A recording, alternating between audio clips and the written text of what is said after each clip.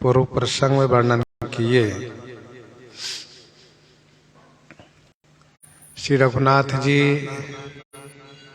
रंगभूमि में उपस्थित हैं। वहां पर उस रंगभूमि में आए हुए सभी लोग अपनी अपनी भावना के अनुसार श्री राम जी को दर्शन कर रहे हैं।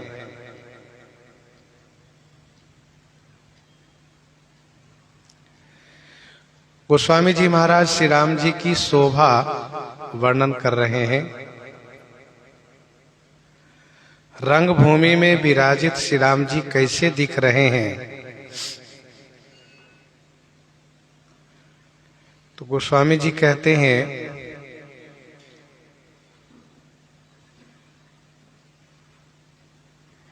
कि सहज मनोहर मूरति दोऊ, कोटि काम उपमा लघु सोऊ। दोनों मूर्ति सहज मनोहर है। इन दोनों के लिए करोड़ों कामदेव की उपमा दी जाए तब भी तुच्छ है।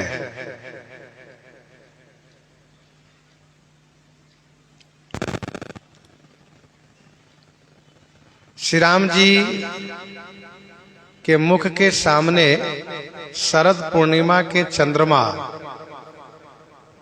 लज्जित हो रहे हैं और शरद ऋतु में खिले हुए कमल श्री राम जी के नेत्र के सामने लज्जित हो रहे हैं। श्री राम जी की सुंदर अवलोकनी है। गाल बड़े सुंदर हैं, कान सुंदर हैं, कान में कुंडल हिल रहे हैं। ठोड़ी सुंदर है, अधर सुंदर है और कोमल मीठी वाणी से श्री राम जी बोल रहे हैं। भाल विशाल तिलक झलकाहि, कच बिलो की अली अवली लजाहि। भाल विशाल तिलक झलकाहि। विशाल भाल में तिलक झलकाहि माने चमक रहे हैं, झलक रहे हैं, चमक रहे हैं। कच बिलो की अली अवली लजाहि। कच माने केश को देख करके अली अवली, अली अवली माने भौरा समूह लज्जित हो रहे हैं। श्री राम जी का भाल विशाल है। जिस विशाल भाल पर ऊर्ध्वपुंड तिलक सुशोभित है,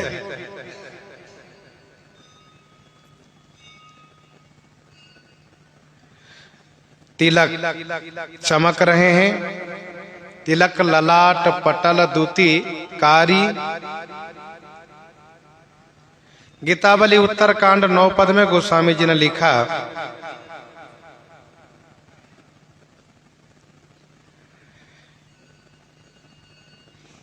कि भ्रकुटी भाल विशाल राजत रुचिर कुमकुम रेख। भ्रकुटी भाल विशाल राजत रुचिर कुमकुम रेख।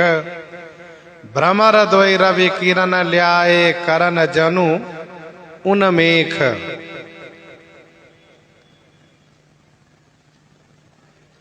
अर्थात तिलक की जो दो रेखा है वह इस प्रकार से चमक रही है कि जैसे मानो भंवरे कमल को खिलाने के लिए 2 सूर्य किरण मांगकर लाए हो, ऐसी शोभा हो रही है। श्री राम जी के काले घुंघराले जो केस है उसे देख करके भंवरे समूह लज्जित होते हैं। अली अवली लजाही,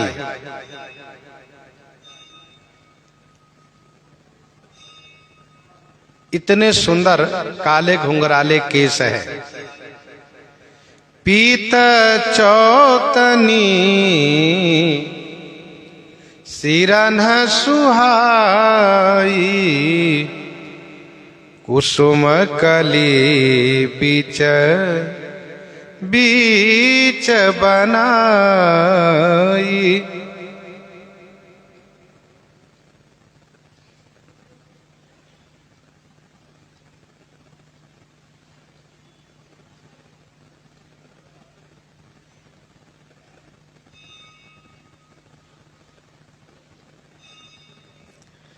पीत चौतनी सिरनि सुहाई, कुसुम कली बीच बीच बनाई।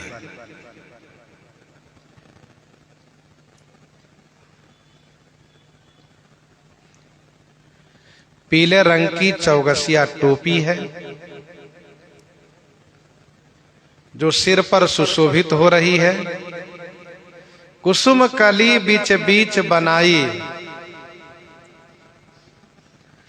कुसुम कली, कुसुम कली माने पुष्प की कली बीच बीच में बनाई गई है।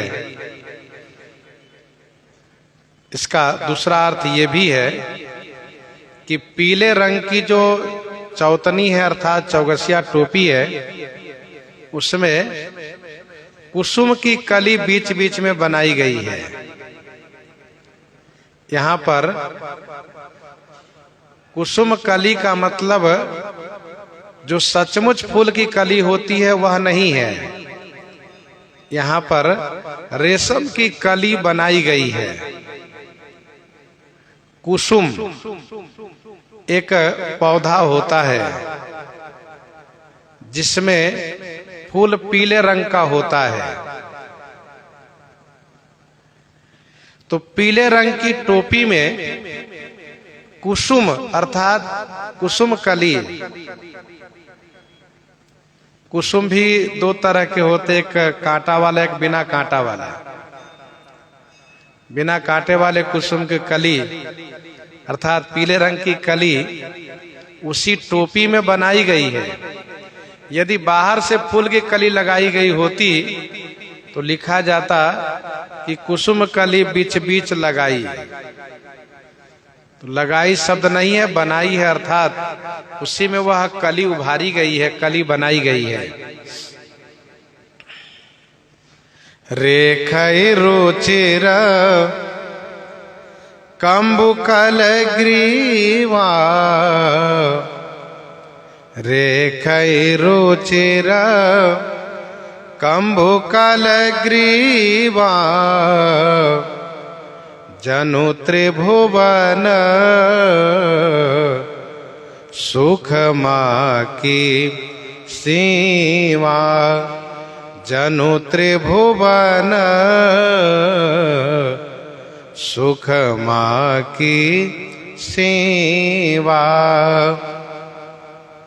रेखै रुचिर कंबुकल ग्रीवा, जनु त्रिभुवन सुखमा की सीमा। रेखै रुचिर, रुचिर माने सुंदर रेखा है। कहा कहा शंखवत सुंदर, ग्रीवा माने गला में, कंबु माने शंख, कल माने सुंदर। तो शंख के समान सुंदर जो ग्रीवा है उस ग्रीवा में सुंदर रेखा है। त्रिरेखा, तीन रेखा है। जनु त्रिभुवन सुखमा की सीमा, जनु मानो त्रिभुवन की, सुखमा माने परम शोभा की सीमा है। मानो त्रिभुवन की परम शोभा की सीमा है। रेखै रुचिर कंबुकल ग्रीवा,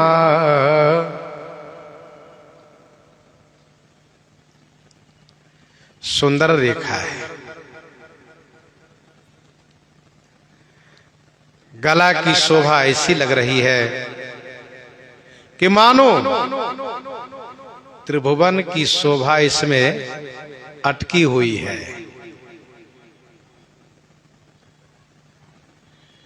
पाताल, भूलोक और स्वर्गलोक, तीनों लोक की, तीनों भुवन की सुखमा, सुखमा माने परम शोभा इसमें अटकी हुई है, सुशोभित है।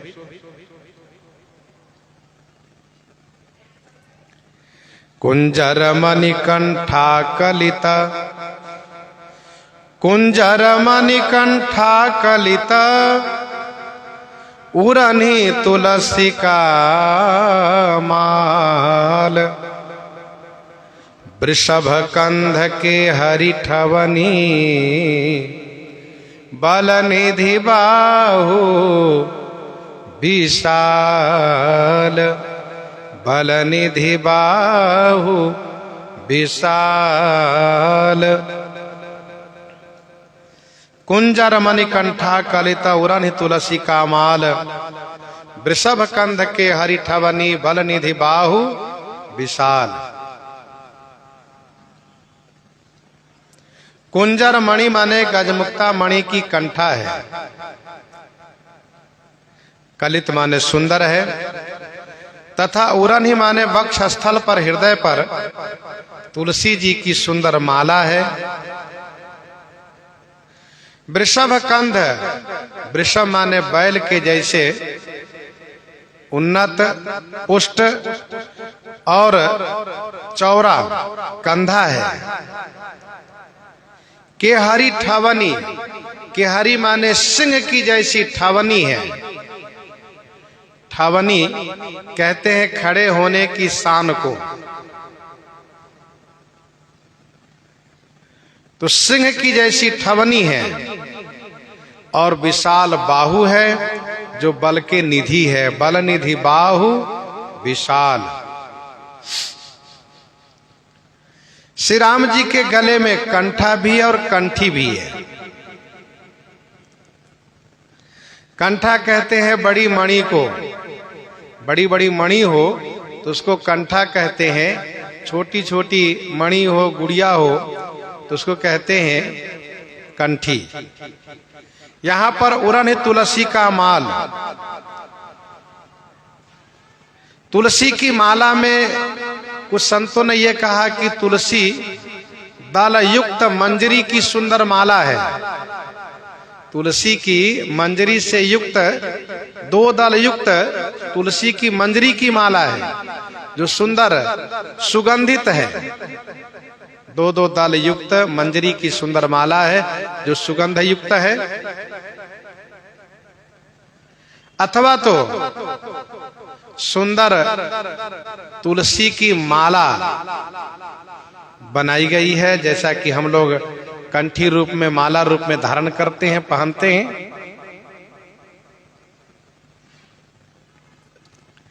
गीतावली उत्तर कांड 7 पद में गोस्वामी जी ने लिखा, कंबुकंठ उर विशाल, कंबुकंठ उर विशाल, तुलसी का नवीन माल। कंबुकंठ उर विशाल, तुलसी का नवीन माल, तुलसी जी की नई माला धारण किए हुए हैं।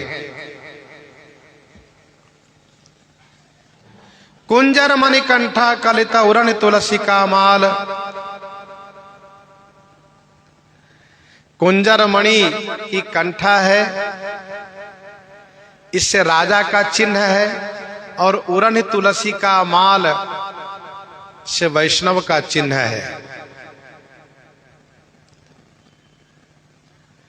महाराजा श्री जनक जी महर्षि श्री विश्वामित्र जी से पूछते हैं, मुनिकुल तिलक के निरपकुल पालक, क्योंकि निरपकुल पालक का चिन्ह भी है, सुंदर कंठ में कंठा है।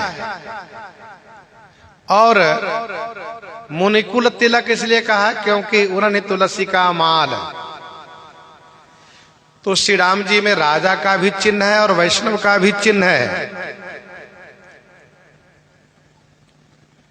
वृषभ कंध, बैल का कंधा ऊंचा होता है, चौड़ा होता है, पुष्ट होता है, इसीलिए सुंदर कंधे की उपमा बैल के कंधे से दी जाती है। के हरी ठवनी, के हरी ठवनी माने सिंह की जैसी ठवनी है, सिंहवत ठवनी है। जैसे सिंह खड़ा होता है तो बड़े शान से निर्भयता के साथ खड़ा होता है, वैसे ही श्री राम जी खड़े हैं।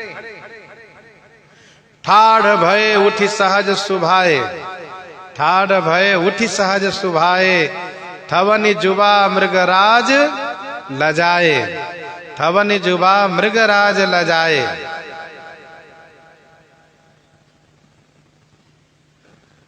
तो वृषभ कंद के हरि ठवनि, लंका कांड में भी यह उदाहरण है।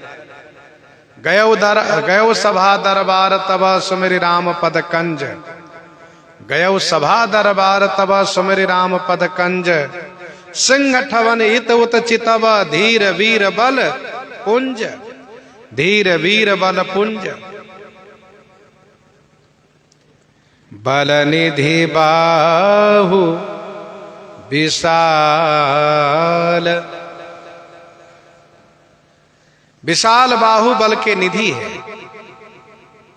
भुजाएं लंबी हैं, आजान भुज सर चाप धर संग्राम जित खरदूषणम, और बल के निधि हैं। अर्थात श्री राम जी के बाहुबल के सामने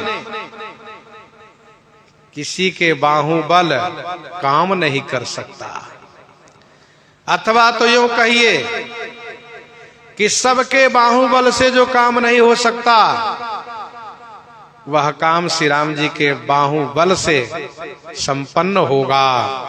शंकर चाप जहाज सागर रघुबर बाहुबल, बूढ़सु सकल समाज चढ़ाज प्रथम ही मोह बस।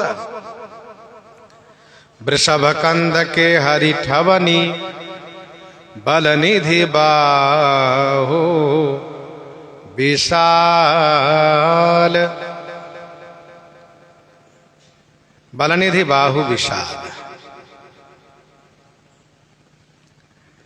कटे तो नीर पीत पट बांधे, कटी तो नीर पीत पट बांधे, कर सर धनुष बाम बर कांधे, कर सर धनुष बाम बर कांधे।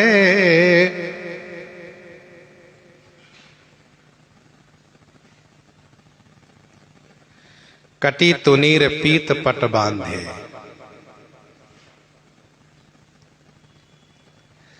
कटी माने कटी प्रदेश में कमर में, तुनीर माने तरकस, जो बानों के रखने के लिए हुआ करता है, गमला आकार के, जिसको पीठ पर बांधा जाता है, कटी में और पीठ पर बांधा जाता है। तो तुनीर वह जिसमें बांध रखा जाता है, तरकस। पीत पट बांधे, पीत पट माने पीतांबर से बांधे हुए हैं। कटे तुनीर पीत पट बांधे, कर सर धनुष बाम बर कांधे। कर सर धनुष, अब कर सर और फिर धनुष बाम बर कांधे। धनुष बर माने श्रेष्ठ बाएं कांधे में है, धनुष श्रेष्ठ बाएं कांधे में, तो बाण दाहिने हाथ में है। कर सर दाहिने हाथ में बाण है और बाएं कांधे पर श्रेष्ठ धनुष है। धनुष बाएं हाथ में हुआ करता है और बाण दाहिने हाथ में हुआ करता है। तो बाएं हाथ में धनुष होता है, इसलिए बाएं कांधे पर धनुष है, और दाहिने हाथ में बाण होता है, इसलिए दाहिने हाथ में यहां पर बाण है। वीर रस की अद्भुत शोभा गोस्वामी जी वर्णन कर रहे हैं। कटी तुनीर पीत पट बांधे, कर सर धनुष बाम बर कांधे। पीत बसन परिकर कटिभा था, पीत बसन परिकर कटिभा था। पीतांबर से श्री राम जी अपने तरकस कसे हुए हैं, तरकस बांधे हुए हैं। कर सर धनुष बाम बर कांधे, पीत यज्ञ उपबीत सुहाये। नख शिख मंजू महाछवि छाये। नख शिख मंजू महाछवि छाये। पीत यज्ञ उपबीत सुहाये, नख शिख मंजू महाछवि छाये।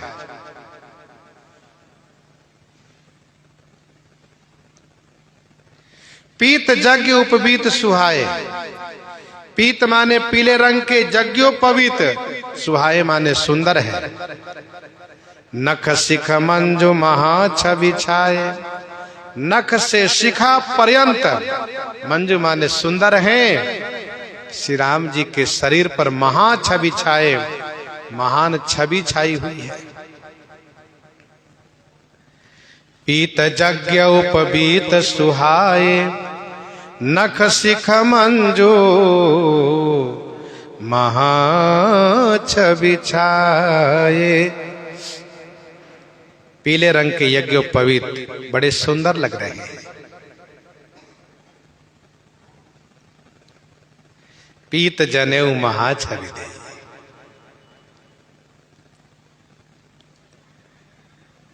नख शिख मंजू, मुख से लेकर कटी पर्यंत वर्णन किए। मुख से लेकर के कटी पर्यंत वर्णन किए। इसके बाद गोस्वामी जी ने कहा कि नख शिख मंजू महाछवि छाये। चरण नख से शिखा पर्यंत महान छवि छाई हुई है।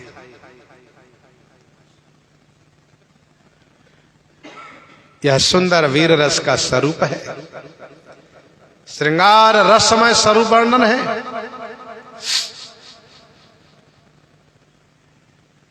श्री राम जी नख से शिखा पर्यंत मनोहर है, मनमोहक है।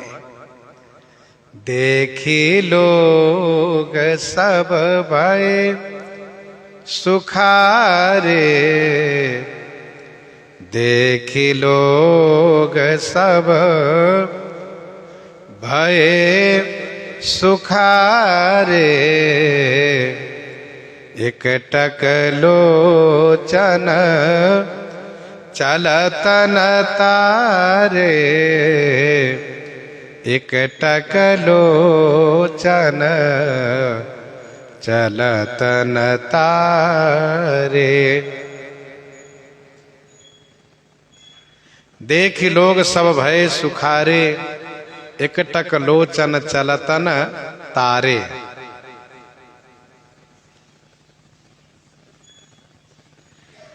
दर्शक सभी लोग देख करके सुखी हो गए। दर्शक सभी लोग देख करके बड़े सुखी हो गए। एकटक लोचन, सबके लोचन माने नेत्र एकटक हो गए। पलकें नहीं गिर रही है, सभी के नेत्र एकटक हो गए। सब टकटकी लगाए देख रहे हैं। चलतन तारे। तारे माने जो वह पुतरी, नेत्र की जो पुतली है वह चलती नहीं है, वह स्थिर हो गई है। पुतली स्थिर हो गई है, पलकें स्थिर हो गई है।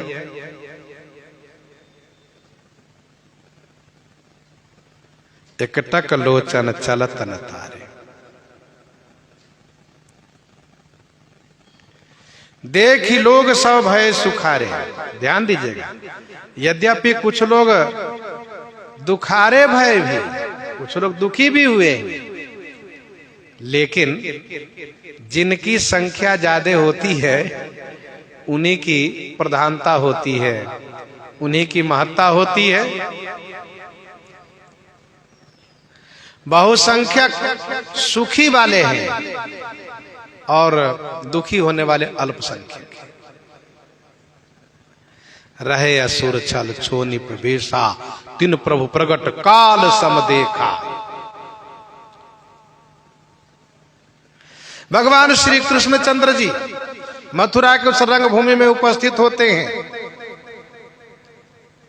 तो सभी स्वजन, सभी प्रेमी जन, सभी भक्तजन भगवान श्री कृष्णचंद्र जी को देख करके सुखी हो जाते हैं। लेकिन वहीं मामा कंस के साथ साथ और जितने असुर प्रकृति के लोग हैं वे सब बेचारे बड़े दुखी हो जाते हैं। उन सबको भगवान श्री कृष्णचंद्र जी काल दिखाई देते हैं। वैसे ही श्री रामचंद्र जी काल रूप में दिखाई दिए तो बेचारे दुखी हो गए। दुखी होने वाले कुछ ही लोग हैं, सुखी होने वाले ज्यादातर लोग हैं। देख लोग सब भय सुखारे, एकटक लोचन चलत न तारे। हर से जनक देखी दो भाई,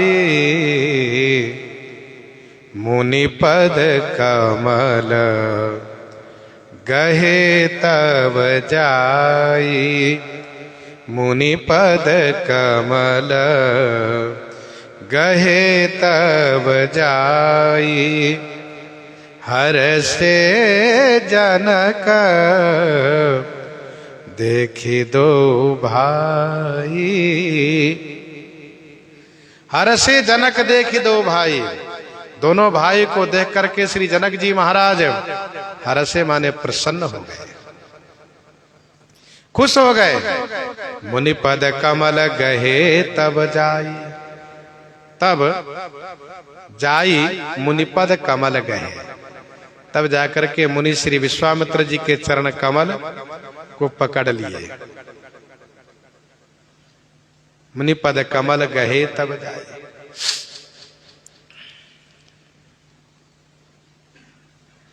हर से जनक देख दो भाई, मुनि पद कमल गहे तब जाई।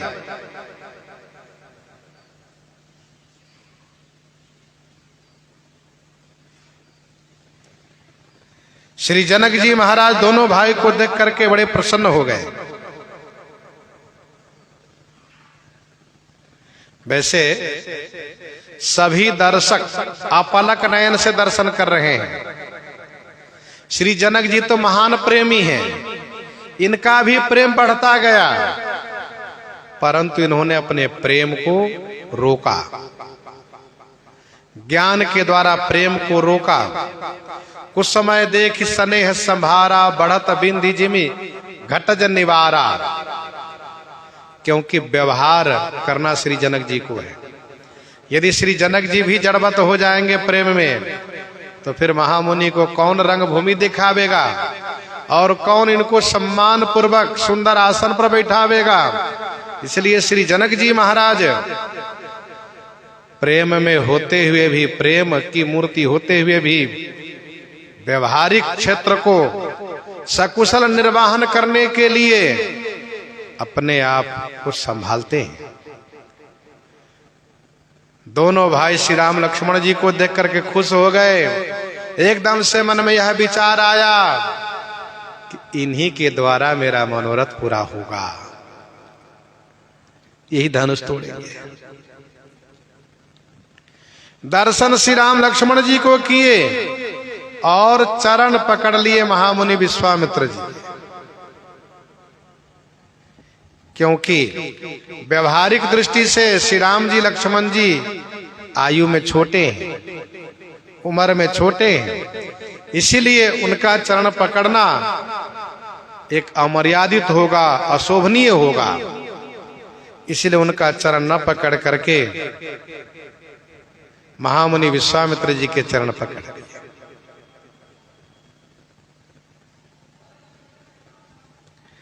श्री जनक जी में वह वात्सल्य है,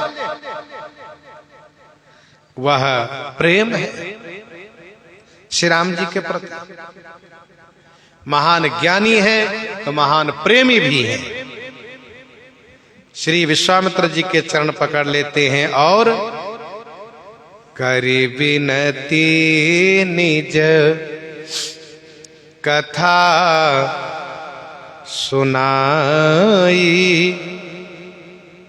करी विनती निज कथा सुनाई, रंग अवनी सब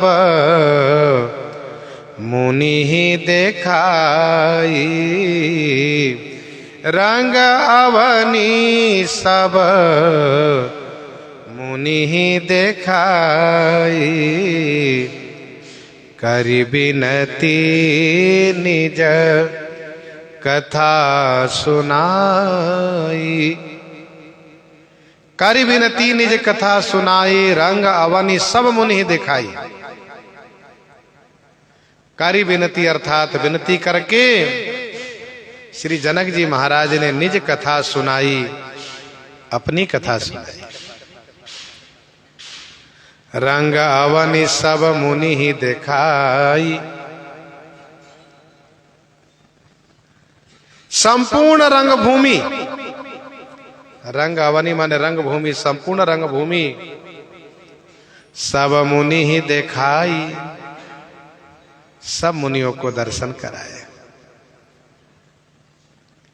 रंग अवनी सब रंग भूमि अर्थात संपूर्ण रंग भूमि मुनि दिखाई अर्थात महामुनि विश्वामित्र जी को दिखाए।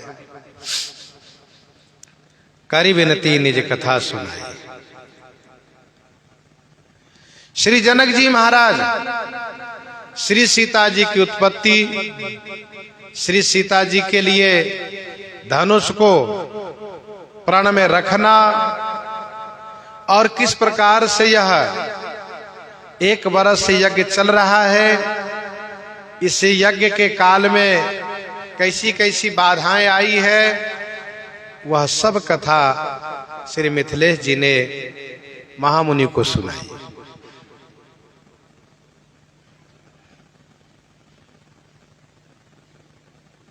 श्रीमद् वाल्मीकि रामायण में वर्णन है इस धनुष के बारे में, जो धनुष प्राण में रखा गया है। दक्ष के यज्ञ में, दक्ष के यज्ञ में श्री सती जी ने अपने शरीर को परित्याग किया। जब यह सूचना श्री शंकर जी को मिली तो धनुष उठा लिए श्री शंकर जी और दक्ष के यज्ञ को विध्वंस कर दिए। इसके बाद भगवान शिव देवताओं पर नाराज हो गए। देवताओं, तुम लोगों ने जिस यज्ञ में मुझे भाग नहीं दिया गया, मुझे अपमान करने के लिए ही यज्ञ किया गया, उस यज्ञ के तुम लोग भाग लेने वाले हुए, हिस्सेदार हुए, इसीलिए मैं आप सभी देवताओं को मारूंगा। सब देवता कांप गए। जैसे तैसे स्तुति प्रार्थना करके श्री शंकर जी को प्रसन्न किए। तो श्री शंकर जी इस धनुष को देवताओं को दे दिए। देवताओं ने कहा, भोलेनाथ आप ही स्वयं किसी को दीजिए। तब भोलेनाथ श्री जनक जी महाराज के वंश में इनके पूर्वज, इन्हीं के वंश में इनके पूर्वज 6वीं पीढ़ी में श्री देवरात नाम के जनक हुए, श्री देवरात नाम के जनक हुए, उनको दे दिए। तब से हमारे वंश में उस धनुष की पूजा होती आई है। और यह कथा कुर्म पुराण में भी है, कुर्म पुराण में।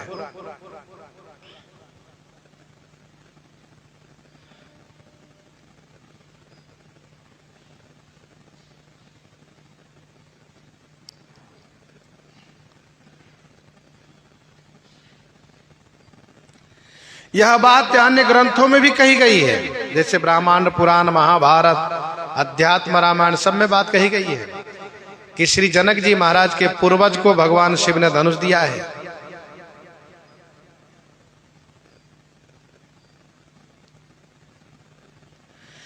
श्रीमद् वाल्मीकि रामायण में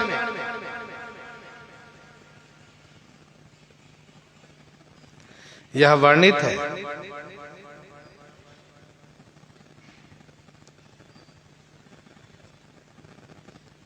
श्री विश्वकर्मा जी महाराज 2 धनुष बनाए। इस बात को श्री परशुराम जी कहते हैं। श्री विश्वकर्मा जी 2 धनुष बनाए बड़े परिश्रम करके। एक धनुष श्री शंकर जी को दिए और एक भगवान विष्णु को दिए। देवताओं ने ब्रह्मा जी से यह जानना चाहा कि कौन धनुष श्रेष्ठ है, श्री शिव जी का धनुष कि श्री विष्णु जी का धनुष, कौन श्रेष्ठ है। ब्रह्मा जी देवताओं के अभिप्राय को जान गए। नारद जी को इशारा किए, नारद कौन धनुष श्रेष्ठ है, इसके बारे में तो आप ही प्रमाणित करा सकते हो। धनुष दोनों में से कौन श्रेष्ठ है तब पता चले जब दोनों तरफ से धनुष चले, युद्ध हो गए। तो देवर्षि नारद जी महाराज इस काम में बड़े कुशल हैं। दोनों तरफ को लड़वा देना, दोनों को लड़वा भी देते हैं और तमाशा देखते हैं। और नारद जी की सबसे बड़ी विशेषता यह है कि दोनों को लड़वा देंगे, दोनों उन पर खुश रहते हैं। ऐसा नहीं एक पक्ष उन पर नाराज हो, ऐसा नहीं। अब तो भगवान विष्णु और शिव जी में युद्ध शुरू हो गया। बड़ा भयानक युद्ध हुआ। भगवान विष्णु जी श्री शंकर जी को स्तंभित कर दिए। उनके धनुष को हुंकार से जड़वत कर दिए।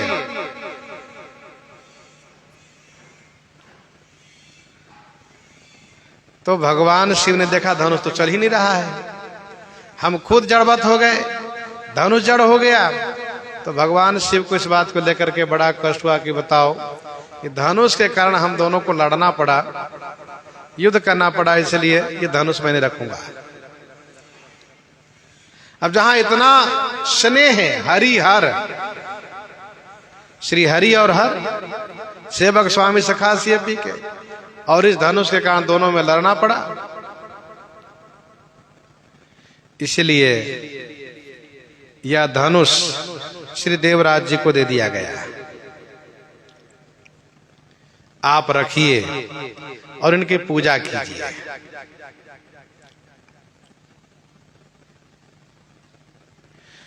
सत्योपाख्यान में ऐसा वर्णन है, सत्योपाख्यान में ऐसा वर्णन है, महाराजा श्री जनक जी श्री सीता जी की महिमा जान करके, क्योंकि इनका प्राकट्य भूमि से हुआ है, अकाल पड़ने पर जब श्री जनक जी हल चला रहे होते, क्योंकि उस समय में विद्वानों ने यह कहा कि राजन अकाल की निवृत्ति तब होगी, अकाल तब खत्म होगा जब आप यज्ञ करें और यज्ञ के समापन पर आप स्वयं हल चलावें। महाराजा श्री जनक जी ने वही किया। तो हल के अगला भाग को ठोकर लगने से भूमि से दिव्य सिंहासन निकला, जिस सिंहासन पर श्री किशोरी जी विराजमान थी। हल के अगला भाग को शीत कहा जाता है, अथवा हल के द्वारा जो लकीर बनाई जाती, जो भूमि जोताई किया जाता है उसको शीत कहते हैं। तो हल के अगला भाग को शीत कहते हैं, अथवा हल के जोतने पर जो लकीर बनती है, जो चिन्ह मतलब दिखता गड्ढा, उसको भी शीत कहते हैं। तो श्री सीता जी, इनका नाम हुआ श्री सीता नाम से प्रसिद्ध हुई। श्री जनक जी कहते हैं मेरी पुत्री अयोनिजा हुई। अयोनिजा भूमि से उत्पन्न हुई, भूमि से प्रकट हुई। तो श्री जनक जी महाराज सोचने लगे कि इनके योग्य वर होना चाहिए। कुछ और भी चमत्कार श्री सीता जी के द्वारा हुए, अभी हम लोग चर्चा करेंगे आगे। तो श्री जनक जी महाराज सोचने लगे कि इनके योग्य वर कैसे प्राप्त हो, ऐसा न हो किसी अयोग्य के साथ इनका विवाह हो जाए। तो यह सोच विचार करके सत्योपाख्यान में वर्णन है कि व्रत किए और रात्रि में कुशासन बिछा करके भूमि पर शयन किए, यह जानने के लिए कि मुझे क्या करना चाहिए, क्या कर्तव्य है। तो स्वप्न में भगवान शंकर जी दर्शन दिए। भगवान श्री शंकर जी ने कहा जनक चिंता मत करो, यह जो मैंने धनुष दे रखा है आपके पूर्वजों को, इसको प्रण में रखो। इस धनुष को प्रण में रखो कि जो धनुष को तोड़ेगा वही श्री सीता जी के पति होगा। जनक जी ये धनुष किसी साधारण से टूटेगा नहीं, इसको तोड़ने वाले भगवान होंगे, ब्रह्म होंगे, क्योंकि श्री सीता जी ब्रह्म की शक्ति है।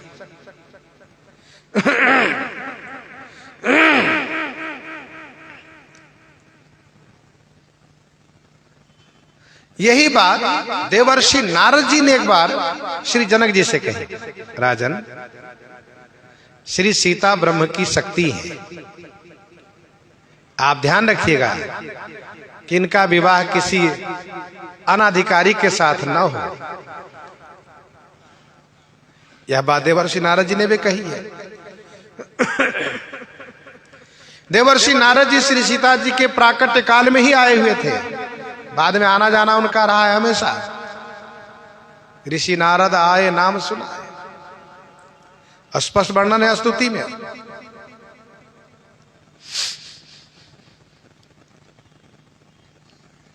ऐसा भी वर्णन है कि धनुष राजमहल से दूर रखा हुआ था। धनुष राजमहल से दूर बाहर रखा हुआ था।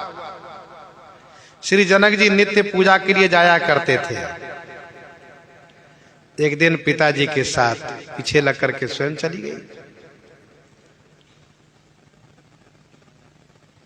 श्री जनक जी महाराज पूजन किए। पूजनोपरांत जब वहां से प्रस्थान किए तो श्री किशोरी जी के मन में यह बात आई, पिताजी को नित्य पूजा करने के लिए यहाँ आना पड़ता है। ठंडी में, गर्मी में, बरसात में पूजा का नियम है, इसलिए पूजा करने के लिए नित्य यहाँ आते हैं। परिश्रम होता है आने में, क्यों ना धनुष को लिए चलूं महल के पास तक।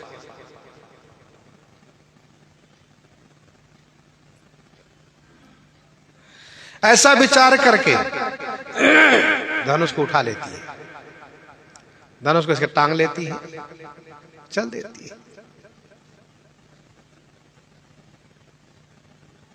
महल के पास तक आती हैं तो पूछते हैं पिताजी धनुष कहाँ रखना है। तो पिताजी ने जैसे ही मुड़ करके देखा, कहा बेटी यहीं रखो, तुरंत रखो।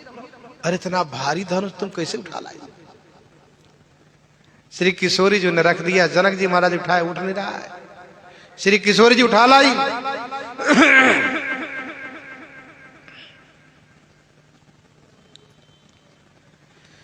तो श्री जनक जी महाराज को सोचना पड़ा, यह धनुष इन्होंने इस प्रकार से उठा लिया जैसे कोई बालक फूल उठा ले आता हो, जो किसी से हिलने वाला नहीं है, उनको इन्होंने फूल की तरह उठा लिया। इसलिए श्री जनक जी महाराज भगवान भोलेनाथ के आदेश से धनुष को ही प्रण में रखते हैं।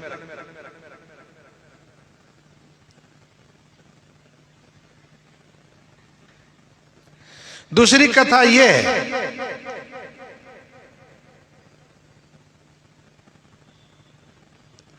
धनुष महल में ही रहा। धनुष महल में ही रहा। पहली कथा में यह कि धनुष नगर के बाहर रहा, और जब श्री सीता जी उठाकर लाई और जब महल में प्रवेश करने के पहले उनसे पूछा तो वही रखवा दिया जो पूर्व पूर्व दिशा के दो भाई, जहां धनुमा कही तो भूमि बनाई। दूसरी कथा यह है कि धनुष महल में ही था तो श्री सुनैना जी रोज धनुष के आसपास साफ सफाई करके चौका लगा करके पूजा करती थी। अथवा यूं कहिए कि श्री सुनैना जी चौका लगाती थी, पूजन के सामग्री रखती थी, और श्री जनक जी महाराज नित्य पूजा किया करते थे।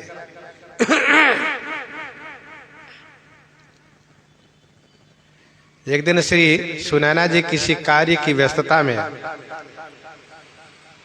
श्री सीता जी से उन्होंने कहा, बेटी तुम पूजा कर आओ। श्री सीता जी गई पूजन के लिए अपनी सखियों के साथ। देखा कि धनुष के आसपास कचरे हैं, घास जमे हैं। फिर तो उन्होंने धनुष को बाएं हाथ से उठा लिया और दाहिने हाथ से वहां के स्थान को साफ किया, घास आदि हटाया और साफ करके फिर धनुष को रख करके पूजन करके चली आई।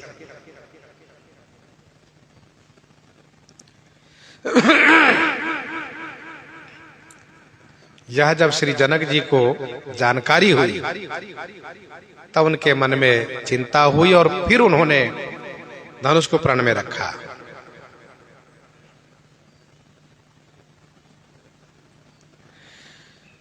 महल के ही आसपास धनुष रखा था। तीसरी कथा यह है कि एक दिन श्री किशोरी जी सखियों के साथ धनुष के आसपास खेल रही थी। उस खेल का नाम था चाई माई, खेल का नाम था। अब ये थोड़ा कठिन शब्द है। खेल का मतलब घुमौवल खेल था। बच्चे लोग खेलते हैं, लुका छिपी वाला खेल खेलते हैं, घुमौवल खेल खेलते हैं। तो श्री किशोरी जी के ओढ़नी में धनुष का किनारा फंस गया और धनुष घूम गया। धनुष घूम गया। यह देख करके, यह जान करके श्री जनक जी महाराज यह प्रण किए।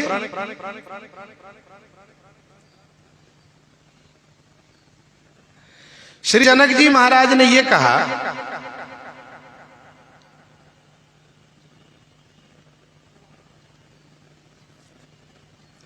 कि 1 वर्ष से यह यज्ञ चल रहा है। 1 वर्ष से यह यज्ञ चल रहा है।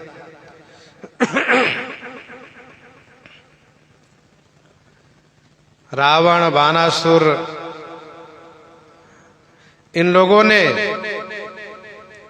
आकर के और बहाना करके चले गए। काशी नरेश सुधनवा आकर के धनुष सहित श्री सीता जी का मांग किए। न देने पर युद्ध के लिए ललकार दिए। युद्ध हुआ। भगवान शिव की कृपा से सुधनवा मारा गया। फिर तो उस राज्य पद पर महाराजा श्री जनक जी ने अपने भाई श्री कुशर ध्वज को अभिषिक्त किया।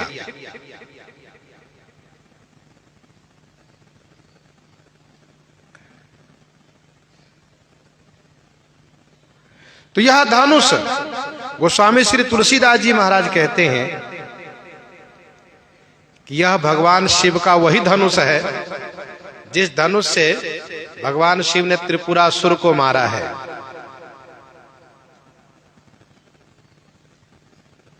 कवितावली बालकांड 10 पद में गोस्वामी जी ने लिखा, मयन महनपुर दहन गहन जानी, मयन महनपुर दहन गहन जानी, आनी के समय के सार धनुष गढ़ायो है। मयन महनपुर दहन गहन जानी, आनी के समय के सार धनुष गढ़ायो है। जनक सदसी जेते भले भले भूमि पाल कियो बलहीन बल आपनो बढ़ायो है। जनक सदसी जेते भले भले भूमि पाल कियो बलहीन बल आपनो बढ़ायो है।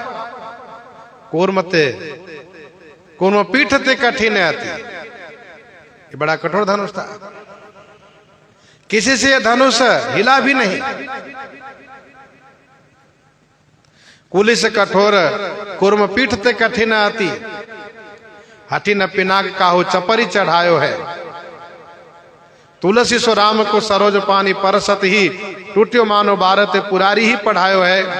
मानो श्री शंकर जी ने धनुष को बालापन से सिखा रखा था, कोई भी छुए तो हिलना नहीं, और श्री राम जी छुए तो फिर ठहरना नहीं, तुरंत टूट जाना। टूट्यो मानो भारत पुरारी ही पढ़ायो है। गीतावली बालकांड 78 पद में गोस्वामी जी ने इसी बात की पुष्टि में कहा, अनुकूल निरपही सुल पानी है। अनुकूल निरपही सुल पानी है।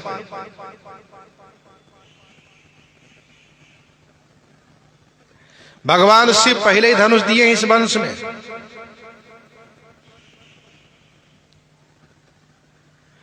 रावण संहिता में ऐसा वर्णन है कि रावण ने एक बार ब्रह्मा जी से पूछा, कभी कभी उसमें अच्छी बुद्धि आ जाती थी, और बुद्धि की प्रकृति है कि वह एक जैसी किसी में रहती नहीं है। बहुत तमोगुण रहेगी तो कभी कभी सतोगुण भी हो जाएगी, बहुत सतोगुण रहती है तो कभी कभी तमोगुण भी आ जाती है।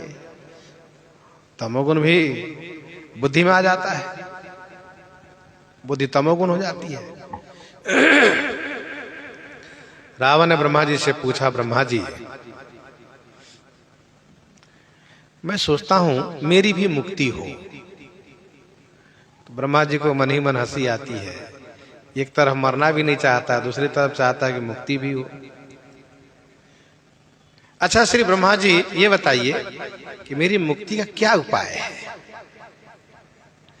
तो श्री ब्रह्मा जी कहते हैं, एक काम करो, ऋषियों से कर ले करके। अब कर में क्या लोगे, तो कहा कि रक्त ले लो। ऋषियों से कर के रूप में, कर माने टैक्स के रूप में, रक्त ले लो।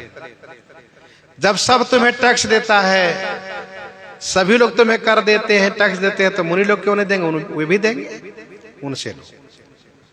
और अद्भुत रामायण में ऐसा लिखा है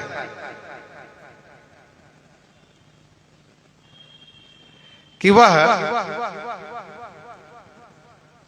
खून लिया है, और रावण संहिता में ऐसा है संभवतः कि फिर वह जल लिया है, मुनियों से कर के रूप में जल लिया है। कहीं जल की बात कही जाती है, कहीं खून की बात कही जाती है।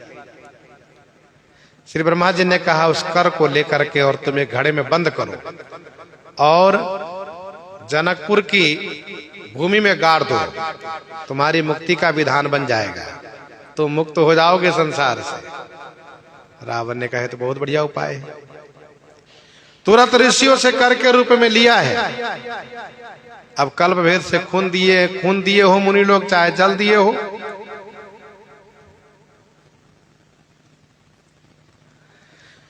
जैसे ही वह जनकपुर की भूमि में गाड़ दिया है, वैसे श्री जनक जी महाराज और देवराज इंद्र में अनबन हो गया है। इसलिए जनकपुर में महाराजा श्री जनक जी के राज्य क्षेत्र में वर्षा होना बंद हो गया है। वर्षा नहीं होती है,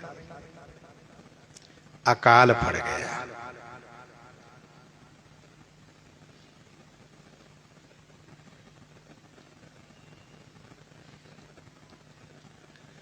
और जब प्रजा लोग त्रस्त हो गए तो प्रजाजनों ने महाराजा श्री जनक से प्रार्थना की है। महाराजा श्री जनक जी ने अपने उन विद्वान मंत्रियों से, धर्मज्ञ मंत्रियों से पूछ करके, सलाह लेकर के यज्ञ किया है, और यज्ञ के द्वारा तब श्री सीता जी की प्राप्ति हुई है, जब उन्होंने हल चलाना शुरू किया है, जो कथा अभी आपने सुनी है।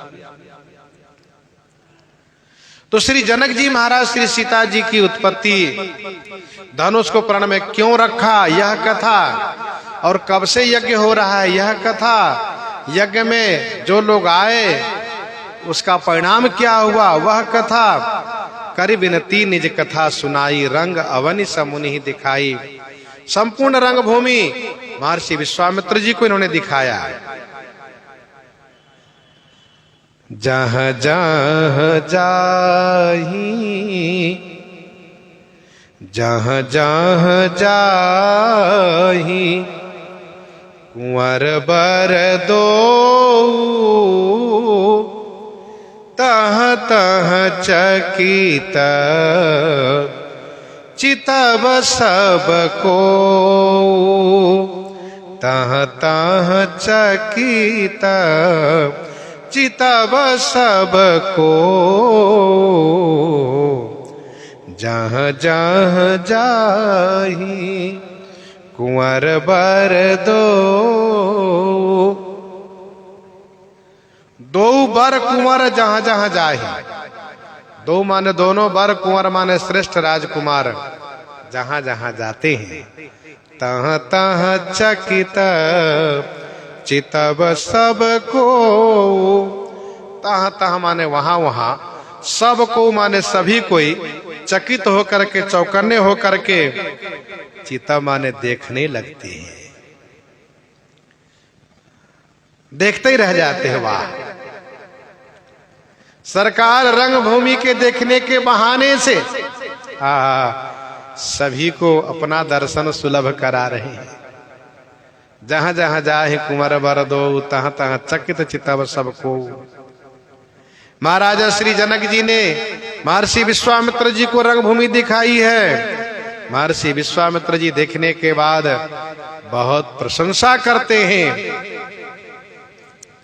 और जब प्रशंसा करते हैं तो महाराजा श्री जनक जी बड़े प्रसन्न होकर के, आनंदित होकर के, और फिर दोनों राजकुमार के साथ जो रंगभूमि में सबसे श्रेष्ठ विजयी राजा के लिए मंच बना हुआ है, उस मंच पर ले जा करके विराजित करा देते हैं। रंगभूमि को उस विजयी मंच पर श्री राम जी, श्री लक्ष्मण जी, महामुनि विश्वामित्र जी, गुरु जी के साथ विराजित हैं। सुंदर शोभा है। प्रसंग को हम आप ही प्रहृदयांगम करते हैं। आइए श्रवण करते हैं श्री भक्तमाल जी से।